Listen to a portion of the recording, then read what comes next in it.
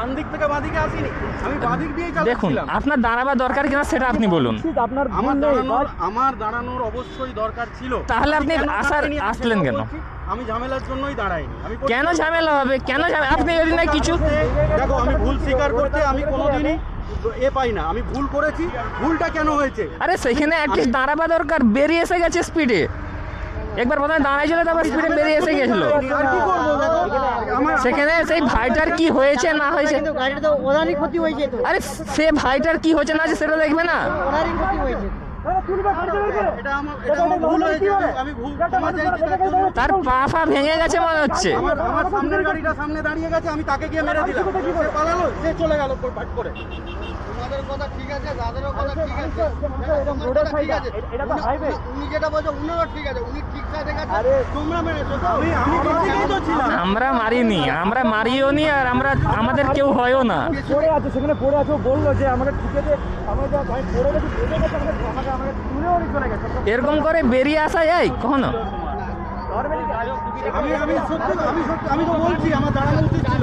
আমি ঝামেলার জন্য, ওইটাই চার চাকা। আমার 4 চাকার জন্য তো দেখুন ভিডিওতেই দেখি দেই না, এক্ষুনি দাদা চেঞ্জ হয়ে যাবে। আমাদের সবসময় ক্যামেরা অন থাকে, আমরা দেখি দেই ভিডিও, তখন চেঞ্জ হয়ে যাবে।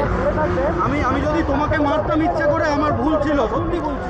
আমি ডান দিক থেকে বাঁ দিকে আসলে আমাকে বলতে পারতে আমি পড়েছি, কিন্তু আমি তো বাঁ দিকেই ছিলাম। বলো, আমি তো বাঁ দিকে ছিলাম, আমি তো ভয় Atleast পালিয়ে আপনি গিয়ে সময় তো দোষ শুনুন, আমাকে দেবে, কারণ আমার বড় গাড়ি, আমাকে তুমি দোষ দেবো। সে তো দেবেই না। আপনি দেখুন আপনার বড় গাড়ি, ভয় ছোট, পালিয়ে এসেছি, আমি তো স্বীকার করছি আমি ভয় পালিয়ে এসেছি। আপনি একটু যান, গিয়ে কমসে কম আপনি হালচালটা জিজ্ঞাসা করুন, আপনার যেটা কর্তব্য সেটা জিজ্ঞাসা করুন।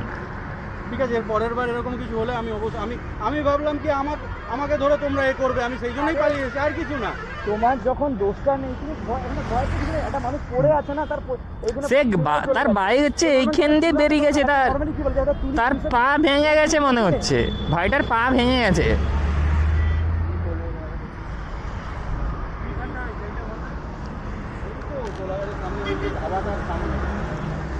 হয়েছে এটা কি শুনুন, সেখানে অ্যাক্সিডেন্ট করেছে, বাঁ দিকে এসে দাঁড়াইছে, দাঁড়িয়ে স্পিডে বেরিয়ে চলে এসে যাচ্ছে, সবাই তাকে তুলতে গেছে।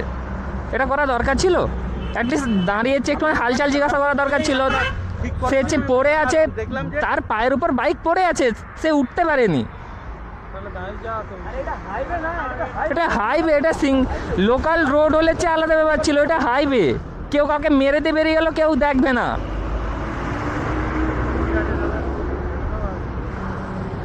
চলো